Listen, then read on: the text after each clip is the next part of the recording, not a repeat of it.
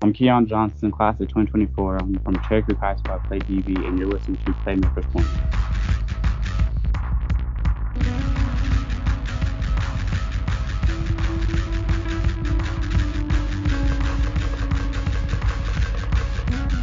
Hey y'all, what's good? It is your host for this episode, Cody Stoffer here, and you probably know the drill by now. I am running the interview episodes here, and these interviews are derived from our top 5 position groups here in the class of 2024. This guest in particular is from episode 325, so please go ahead and take a listen to that episode for the full breakdown. But if you'd like to introduce yourself, your name, where you're from, where you played football, and the position that you play, that'd be greatly appreciated.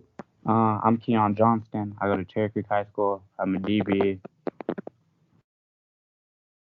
Yes, sir. And you definitely earned a spot on this list. Kiyon here, by the way, was PMC's number 3 ranked cornerback in the class of 2024. And this is being recorded on January 28th, 2024, just right after he's made his commitment announcement. But we will get into all of that college jazz a little bit later in this episode. We'd like to open it up pretty surface level here, create a little bit of a dynamic between you and myself and the listeners here, and just get to know what is your favorite sports memory as a fan. And this could be at a live game, whether that's high school, college, or professional, or this could also be a game that you watched on TV, listened to on the radio, just something that was very special to be a part of and kind of had an impact on you and kind of the dynamic you have with sports. I would definitely say it was watching both my older brothers play the sport as a kid. I wasn't really into sports growing up, and I was watching my older brother Kyer and Kyrie just do really good in sports, and I started catching an interest in all that, and then working with my dad just kind of gradually built time with sports and found the love in it.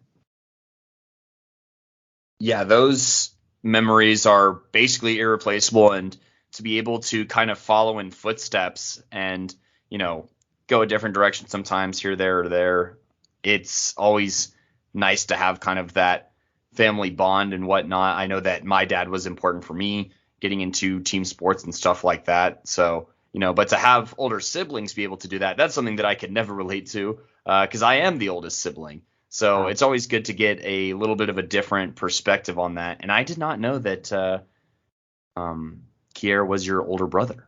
Kyer, yeah. I was my junior year. He was the starting receiver. I was number 9 my junior year.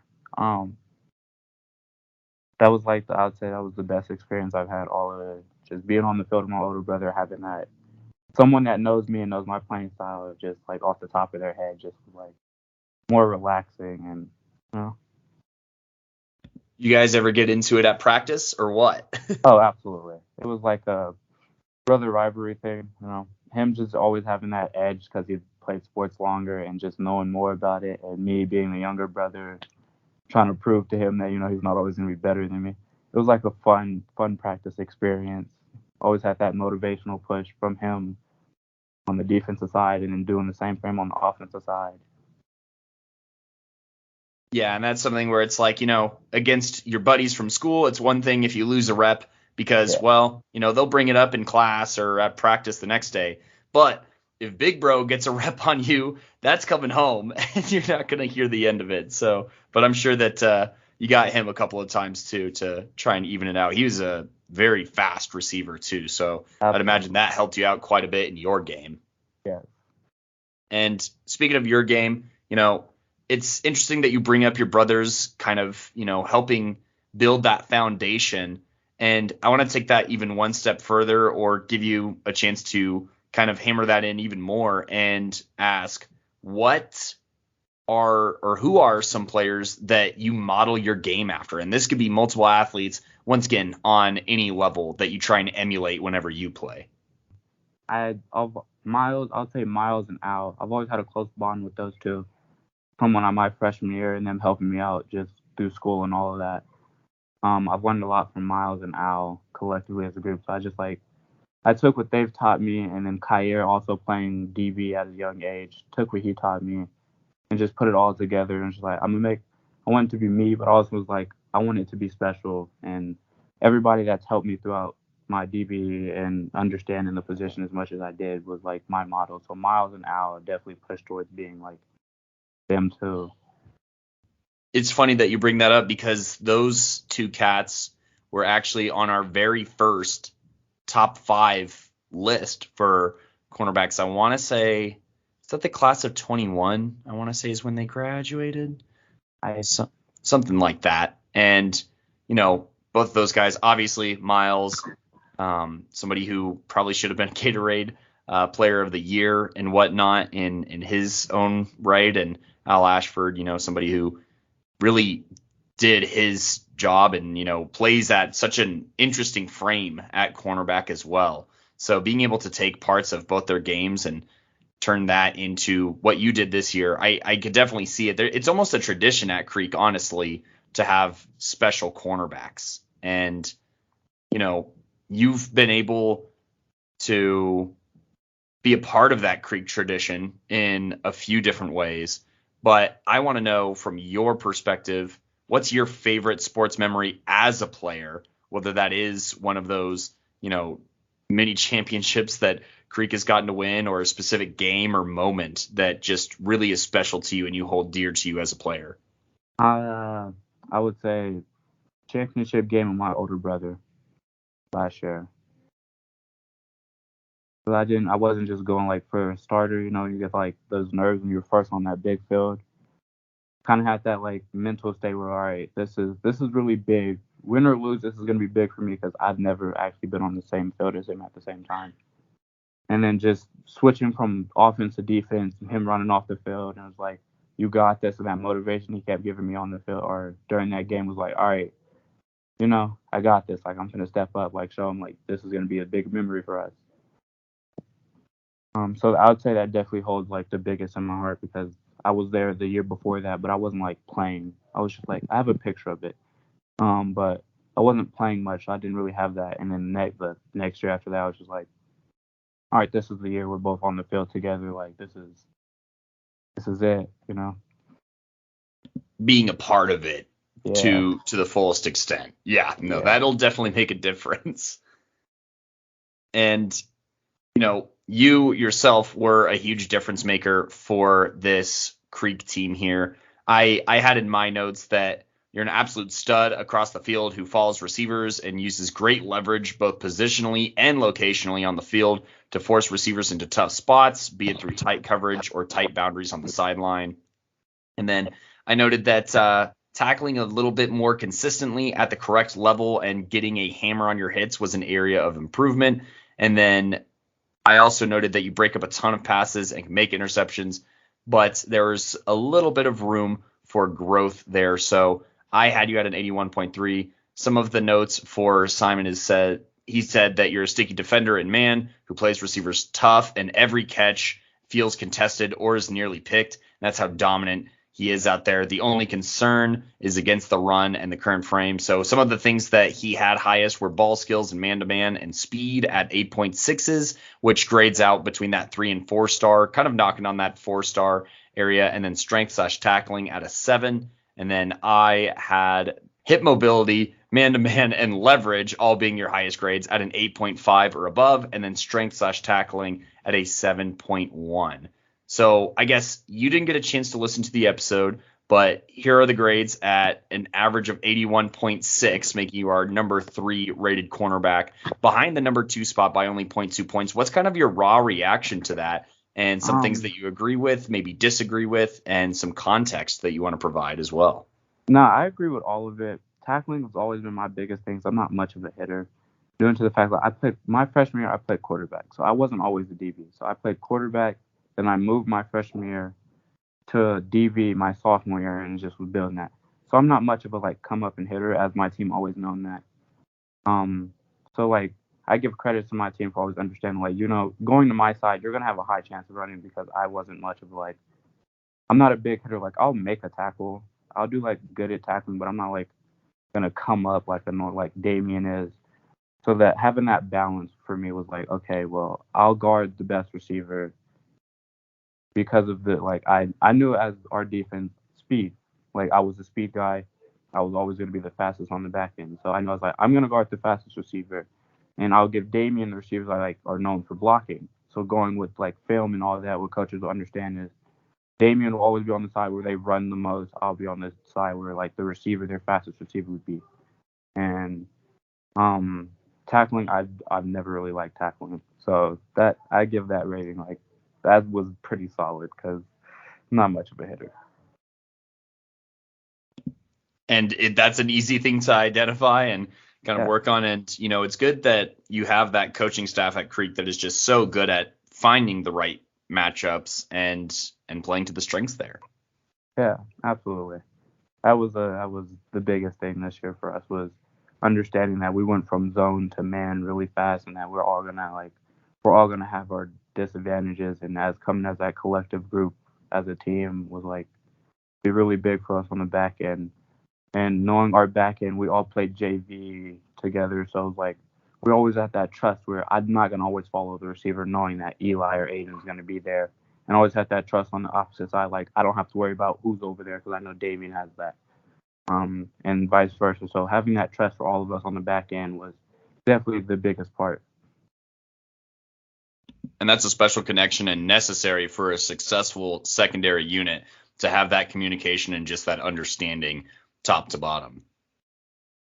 And now I kind of want to turn it to you a little bit here. You already kind of notated some of the things that you're good at, but if you had to make a sales pitch for yourself, which you've had to do obviously going through scouting and stuff like that, what would you say in your eyes are 2 to 3 abilities, attributes, or qualities that separate you from other corners in the state or maybe even the country?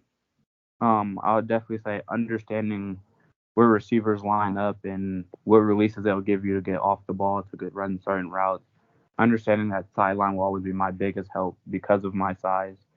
And let's say like just patience. For me, was patience at the top of a receiver's route is what's helped me the most throughout my high school.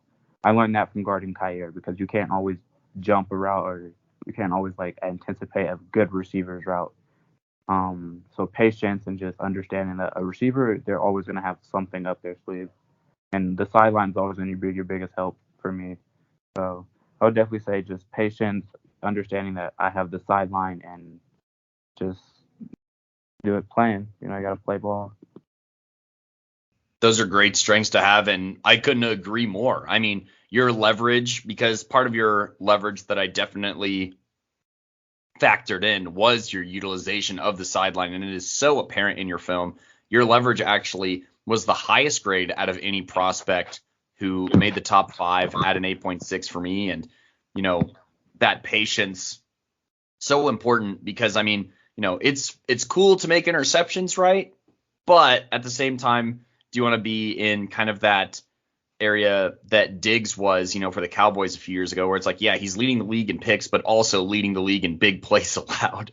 So, it's like I'd much rather just an incompletion or a minimized possibility here than, the worst case scenario, which is a big play. So those are definitely strong traits to have. And, you had your hands full this season pending the matchup and whatnot. You went against a handful of pretty great receivers, and I kind of want to know what was your favorite matchup as an individual, one receiver that you enjoyed battling against throughout the night, or just an offense that you really enjoyed repping against.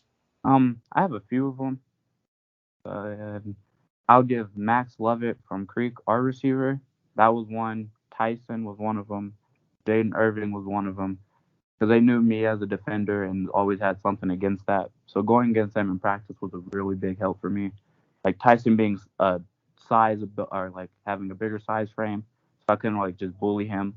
Jaden Irving knowing like what to do at the top of a route and selling stuff. Max Lover would just like selling all of his routes and releases and all that. So them three for me played a big part in going into games. And I'll definitely say outside of that, it would be I would say CJ Reeves from Mount Vista, Jakai and Japri from Mount Vista. Um, I forgot the other receiver's name from Mount Vista, but that playoff game for me was like our biggest challenge as a back end, and for me in general, like man to man, that was my biggest challenge with all of them receivers. Yeah, with so many weapons and all of them kind of playing the game a different way too. Between Yeah, Ja'Kai, Japri, CJ, obviously, being a big jump ball guy, and I want to say Sean Conway. I think it was Uh, Sean. was that final? I mean, the fact that they have four receivers that, depending on where they are in the state, could be number one guys, that's just ridiculous, honestly. And Hmm. they all play very different games. So, shout out that Mountain Vista aerial assault and whatnot. And shout out you for, helping hold that team to one of their lowest point totals throughout the season as well, which is crazy because it was still at 24. But you know what I mean, as far as they were so explosive and could score 50 and even 60 sometimes. Oh, we So knew to that. slow We them knew that down. as a team. That was yeah. We knew like at going into that game, like we're not gonna be able to shut them out. Like, but try to hold the amount of touches a certain receiver gets, or try to limit one of Austin's targets, or just putting pressure on Austin and having him scramble and having that whole receiver core and just try to like throw them off their game. It was hard. It was really hard, but we did it. But that's a team I'd say is going to be really great because of the fact that that team's always going to be together.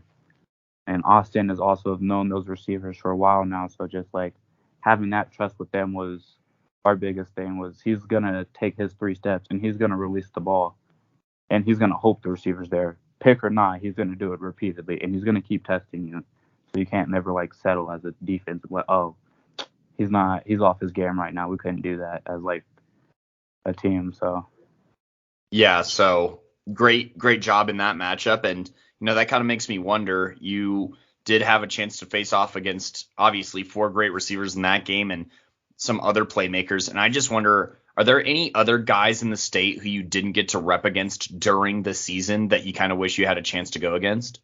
um, I would say there's a lot of people.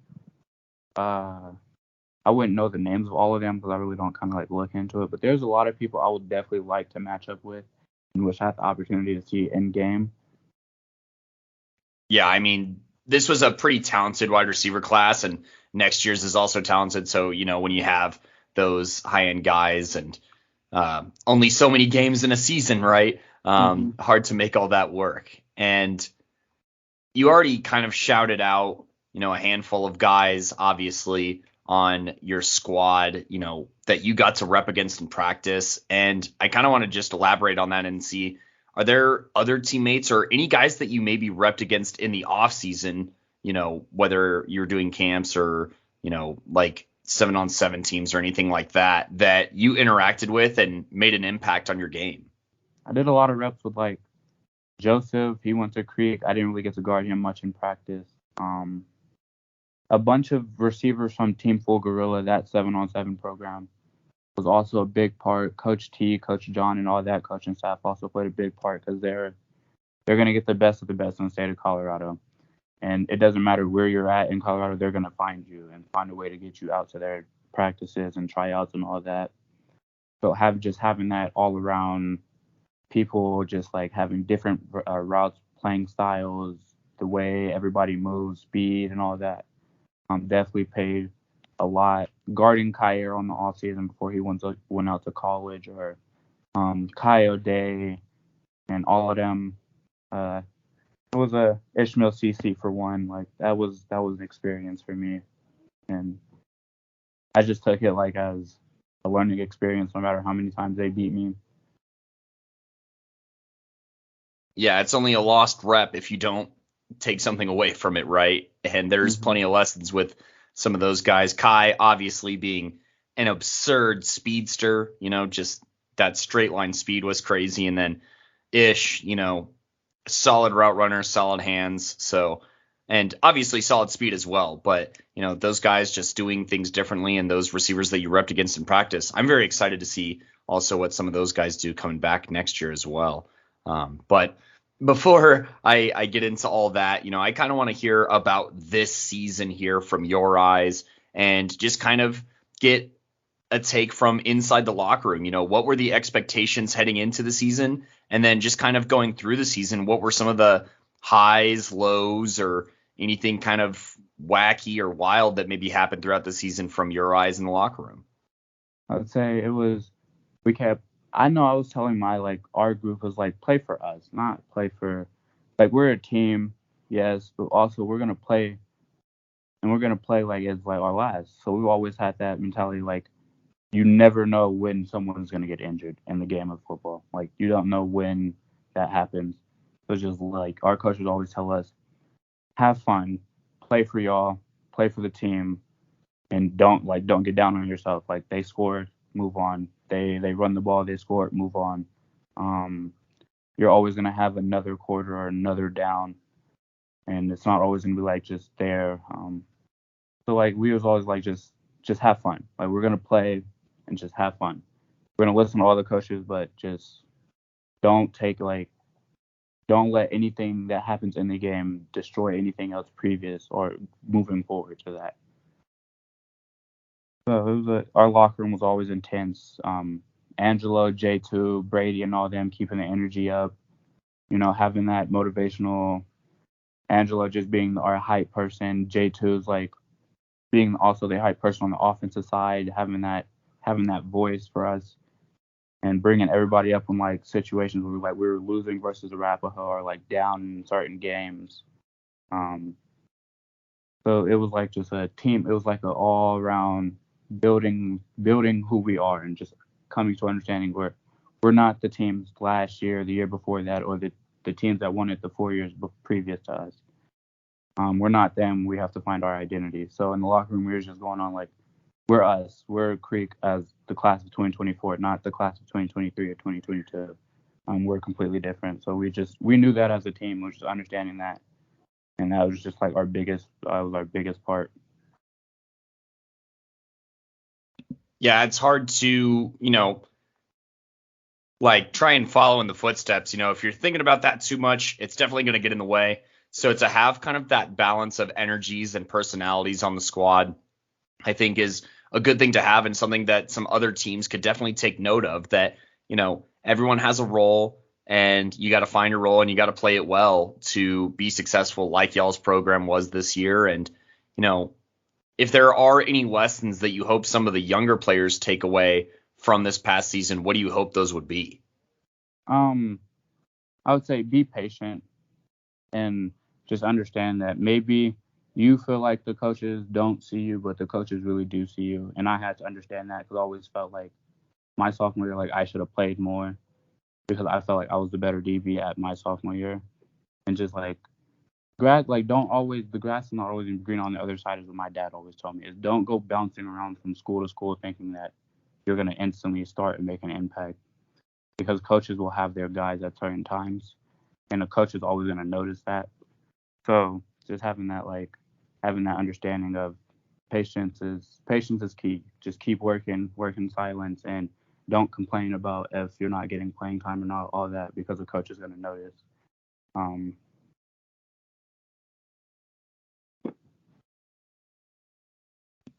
Yeah, for sure. And, in this climate where, on the college level, transferring is popular. So I feel like high school, a lot of people think, all right, the best way is out. And, I appreciate the patience that you continue to preach and highlight, both in your game as well as just, off the field, arguably. It's you got to just stick to it. You got to stick to the grind, and, the benefits will come once the work is put in. And, obviously this is something that you hope these younger guys take with them, but who are some younger guys that we should maybe keep an eye out for here heading into next season?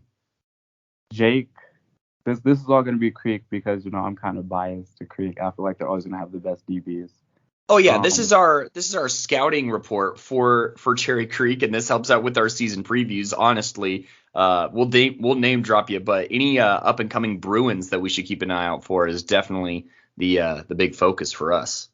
Jaden Spencer, Trayvon Polk, Jake Kim, Demarius, Dwight. Those are the ones I can name off the top of my head.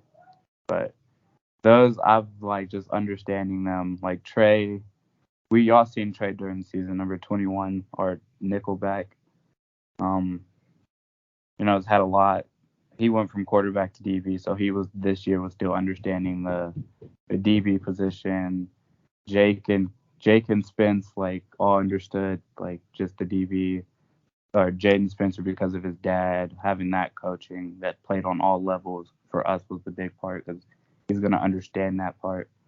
Coach Kanafi helped with a lot of stuff too, understanding his perspective and stuff and being like just the coach and voice for us, and having like that trust all around, like no matter who was on what or who we were guarding, just having that trust knowing that we had the chance to like shut them out or stuff like that. So definitely they're gonna have that great coaching staff. So the people I'd name, like I would say watch out for them too. Yeah, everything will be like that. Hey, I appreciate the list. And, when we're talking about our season previews, we'll make sure to give a shout out as well. Be like, shout out our scout, Kiyon Johnston, holding it down over at Creek. And, it was a special season and, a good mixture of athletes, both underclassmen and upperclassmen, obviously. But what would you say, if you had to choose, being a Creek guy through and through, is unique about Cherry Creek, as a school, as a football team, or as a community? What are some things that you think separate Cherry Creek from other schools? The amount of support. Like for me, I didn't understand that because I wasn't really much into it because I'm like, I'll walk around Creek, like I'm like a quiet kid. I don't like talking to a lot of people if I don't know you. It was more of their support level and understanding, like with teachers and always like kids coming from different areas and not having like that educational part or help, and all the support that teachers give, the coaches give you, the school and the parents around them, and it just felt like a place where you could like understand much. It's interesting to hear that, just even because from the media perspective, right? Obviously, when you're one of the top programs, both historically and presently, one of the best high school dynasties ever, it's pretty easy for us to cover, right? So that support was pretty obvious to me. And then going to the games, it's easy to see the fan support. The student section's usually pretty loud and hype. The community comes out as well. But to hear that inside the halls, that, that is consistent through all levels of it, is really huge. Because if you don't have to worry, well, I don't want to say if you don't have to worry, but if you have the support to, get things done in the classroom, then that makes it easier on the team, on yourself, and everything in between. And to hear that kind of like ripples throughout the halls as well as outside of the halls is truly something special. And, I think amongst a gazillion other things, makes it easy to kind of remain one of the top dogs in the state. Absolutely. And, you put together quite an impressive resume. You also recently committed right to Northern State. And I kind of want to just know from your perspective, what was the story there on, whether that was the commitment to Northern State or just your recruiting in general, some things that you kind of learned and kind of what the process looked like. My process started slow because I wasn't really like educational side. I was like my freshman and sophomore year kind of was just like messing around because I didn't really see like you could, when you're like a kid, you don't really see that part in life, and everybody telling me like you need your education to go to college, and me not listening to them was like I don't need it until I got to my junior year. I was like, all right, this is like I want to go to college and I need my education, so I kind of like just stepped it up then. By then, like time, it's like too late then. So it was like pretty slow for me. And Coach Kanafi and Jaden, or Coach Spence, and all the Creek coaching staff helping me with like telling the coaches about me, putting in good words, and just giving me the opportunity to go visit colleges and talk to them personally, and them seeing me in person, helped me a lot. Me, like that part, and then just Northern. I've been committed for a long time actually. I just didn't tell anyone. Like I posted yesterday, but I've been committed for like 2 months now. Oh, damn. Like I've told certain people that, but I've been committed to Northern for a while, and I still to this day I thank my coach because like he's all of my coaches are like they're the reason I'm here. Like they push that part. Like as a kid you can only do so much, and you need other support around you. So like my dad doing my film never really did my film on my own. Like I'm not gonna lie to you. All of the film y'all seen I've never put together. My dad did it for me. Uh, Coach Kanafke, Coach Logan, Coach Betty, Coach Seti, Coach Dino, Sprock, like all of them, like just pushing me out there to like understand like you need to go to certain camps or like do certain things. Um, that was really important on that part. So like patience, you have to have patience once it comes to recruiting. They're not like all gonna come down at one or like they have their moments where they'll text, and then if they really catch interest, then they'll show you that they catch interest really quick. But the patience part on recruiting is going to be the biggest part because everybody feels like you should get offered right away, or like when you first start, if a college sees you, like you're supposed to get that offer instantly, and it's like no, that's not how that goes. It's like they have to see you, they have to talk to you, they have to talk to the coaches, they have to see your transcript, they have to see what you do on and off the field, and that was just like you got to wait for that time and shout out and appreciate all my our coaches and family and team for like helping me with my recruiting because for a long time I didn't think I was like gonna go to college until I got my first offer. Well, your pops did a great job on the film, so pass along the compliments. It was very easy to watch, track, and follow. So, it's like he's seen an athlete or two come through the household. So, he's a pro at that, and we appreciate the way that the film was put together. So, there's a shout out there, and obviously it worked for the scouts. And it's interesting to hear that you've been committed for a while, but while you were getting offers and, realizing that this was going to become a real possibility, what were some priorities that you had from a school or a football program, and how did Northern State kind of check those boxes? Um, Facility, I would say building that, like if I can have a bond with you off the field and it's not all about sports, and just making like the college seem like home. Like I don't want to go somewhere where I'm gonna feel like I'm just like I'm not appreciated there or don't like I'm not accepted there because of like backgrounds and stuff. So like I took that visit out to Northern. I was with Damien and Evan at the time. So that was like a really fun experience. And I didn't go with like anyone besides them too.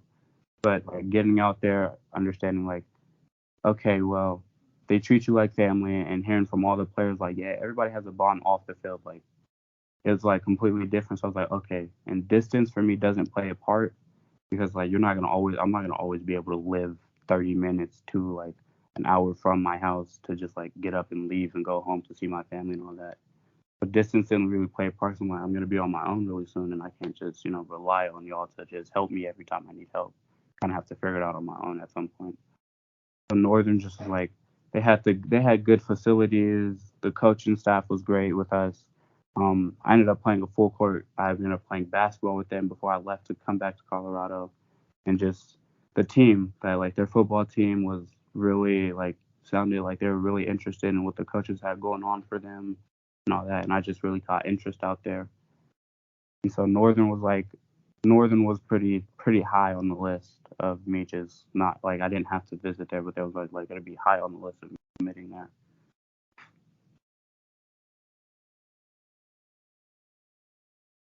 That's so cool that you got to play a little bit of pickup basketball while you were out there. I mean, what better feeling of like a community and like home, like a second home, could you really find? I mean, if it's that easy from the gate, it's only going to get easier. And that's cool that you also had some, you know, people who were with you, obviously, that kind of probably made it a little bit easier as well. But I'm really glad that Northern just kind of had that vibe from the get go, and we're very excited to see what you do there. And heading to that next level, what are some goals or what's kind of like your outlook for college football? Just getting out there, I know like it's gonna take time to build that trust with all coaches and getting to play on that certain level. So understanding that like I'm getting out there first being as young as I am because I'm gonna just now be turning 18 when I go out to college. Um, and just understanding like I have to size, I have to get bigger, faster. The game's gonna move a lot faster. Receivers are gonna be a lot better, understanding more of zone, understanding like just the defensive side of the ball too, and all of that. So just like going out there level headed and understanding that like it's gonna take time for me to get to where I was at Creek or like just be a starter and having like that competitive edge. I'm gonna need a lot of going out there.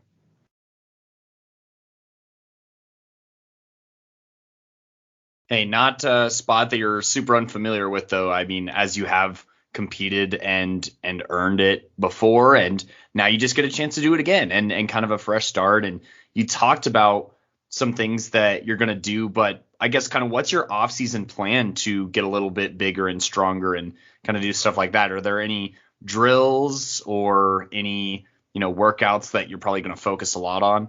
Um, I do a lot off season, so I go lift with my dad. I have a bunch of other trainings. Like I work. My speed trainer is Jermaine Stafford, the one who trained Gavin and Gabe and all them. So I work with him a lot.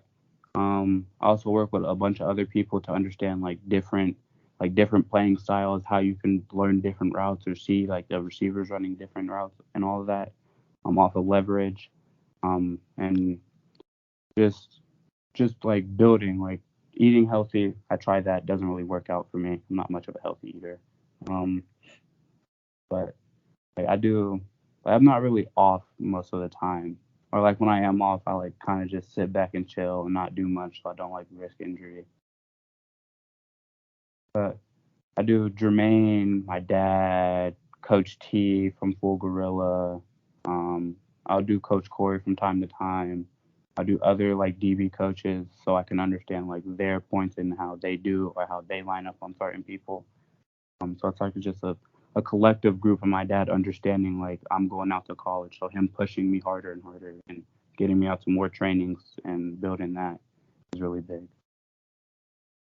And helping you become not only the most physically able player that you could possibly be, but also the most mentally able player that you're able to be, I think is something that I took away from your spiel there. And, I think that obviously your understanding of the game is quite strong, but being able to take all those different perspectives and looks at the game and guys that all came from different systems on multiple levels and stuff like that, I think that's a great strategy to prepare for the next level. And I think that, you know, you sound very level headed and you sound like you got kind of, I don't want to say you have everything figured out because, I mean, you're still growing up and stuff like that. But I mean, as far as just like poise and maturity goes for a handful of the interviews that we've had, I really want to compliment you on kind of your outlook on everything, both inside the lines and outside the lines, and congratulate you on an awesome high school career. And, with all of this wisdom that you have, and this is time traveling way far in the future, but would you ever consider coaching football or anything like that? Um, no, no, I couldn't do it. I'll be a trainer, but I couldn't coach. All right, that's fair. That's fair.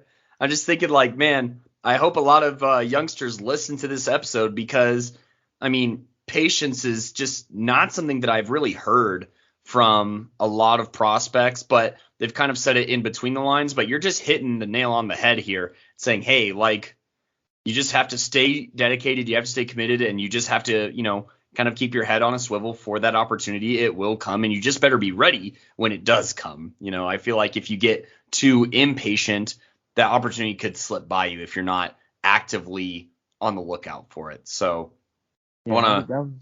that was definitely preached to me a lot. Like my older brother Kyrie, when I told him about like what was going on, that's like I would call the most. It's like Kyrie, I have a necklace of it. I have a necklace of him and my little brother, and it means a lot because like Kyrie out of the family was the first one to go to college, and he's currently still in college. He's playing basketball at New Mexico Highlands University. Um, and then my little brother Kimani was like, okay, well, I have to set something or set a path for him to build or wherever he wants to go for college. Um, and patience was always pushed through coaches and my dad and him and Kyer and family just in general. So You know, patience is definitely really big. It's a virtue and one that you have, luckily. I can't even say that I've mastered it.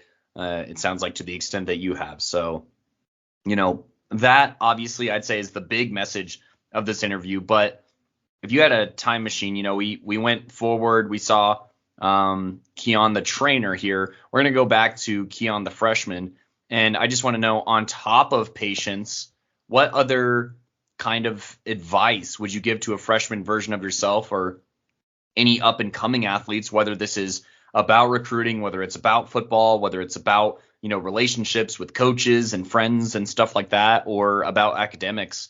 What would you kind of hope that listeners take away from this episode? Don't be afraid to push the fact that you need help in anything. That's the one thing I've always struggled with is everybody's going to be there for you. You just have to be able to say you need help because no one can read your mind. So voice of having that voice for, or just in general, would be real helpful for people. Um, and just pushing the fact that maybe you're struggling, maybe you need help, maybe you're not understanding something, maybe you're not getting something like everybody else is getting because everybody learns different ways, and it's not all the same for people. So understanding that and understanding that like, you may be the person that maybe in class is consistently raising your hand asking for help.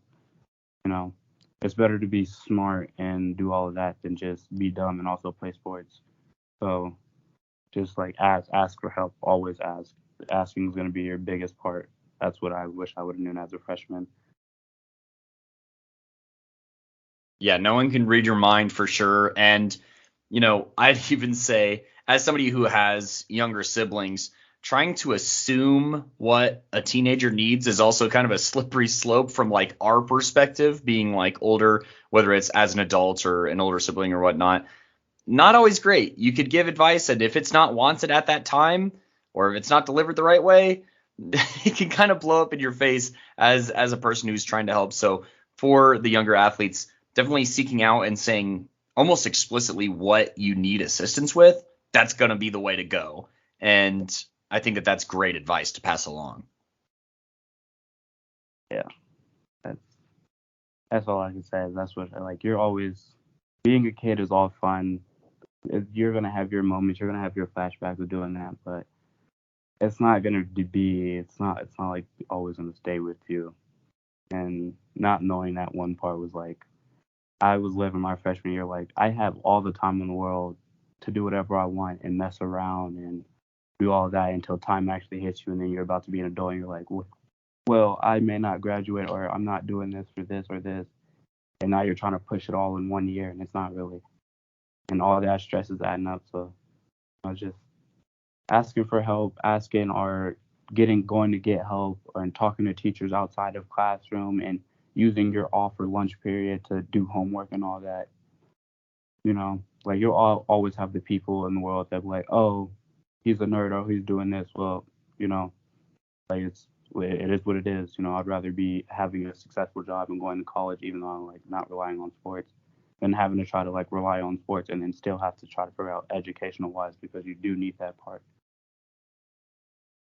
For sure. I mean, football only lasts so long, no matter how old you are, even if you're one of the crazy lucky ones like Brady who could play until you're 45. There is an end at some point, and you got to be a well-rounded person to succeed beyond that realm. And so having that work ethic and being able to utilize your resources is a lost art, honestly. And it sounds like you have a lot of the tools necessary to succeed on the next level. Once again, both inside and outside the lines. And I think that well, we're definitely rooting for you. I don't need to think that, but I think you got a good head on your shoulders. And who are some people you've kind of already, done shout outs throughout this episode, of course, but we like to give a special segment at the end of every interview for you to just shout out anyone who's been important to your academic, athletic, emotional life, whatever, and just give them a time on the show to be shouted out on behalf of you. And, also at this time, we say huge thank you for everything you've done for Colorado football and for joining us on the show as well. No, thank you for inviting me and giving me the opportunity and ranking me. And I'll definitely shout out like the Creek football team, all the coaches I've ever like like Coach Tremaine and all of them who I've trained with outside of football. The Creek football coaches for understanding me and just having that patience with me. Definitely like my sisters, my brothers, and all of them, and just definitely some teachers too because they helped me with a lot. That was always like something for me. So just having that support on and off the field and with family and understanding like I'm not always going to be free and always have training. So definitely like my little sister at home right now, just like carrying the duty of it, like watching my little brother. I'm like always outside the house training or like working on something or trying to like prepare myself for the next level. And definitely like my parents understanding that part too of pushing me to do stuff like that. So just like collective group of support. So like Creek, trainers, football team, parents, family. Those are like the big ones I would shout out. Some friends too, I would shout out for that. And from us, we definitely appreciate all those people who've been important to your life and for delivering to us the player that you are today and the person that you are today. And I gotta ask, how many siblings do you have? 13. I'm on the younger side. Did you say 13? Yes. Wow. Sorry, They're you not probably all, get. I hope you don't get that too much, but I literally had to do a double take on that. they're not all full siblings. My only full sibling is Kyer. But yeah, I have a lot of siblings, and but maybe I'm on the younger side of my siblings. Like I'm like really young. Like I'm not supposed to be graduating. I turn 18 August 3rd, so the start of next season or the start of next year of school. That's wild for you to not only be on the younger side, but I guess having a bunch of older siblings definitely kind of helps you learn from, what they've done and, probably helps you learn that patience is a virtue once you see it so many times before you kind of need to be learned. Absolutely. So, and, family's family, and to have that many resources and, like you said, to be able to ask for help and utilize them is so important. So shout out the Johnstons and, shout out Creek football as well on behalf of the pod and on my behalf as well as on the podcast. Everyone here, we all appreciate you and thank you for being on the show. Thank you for inviting me.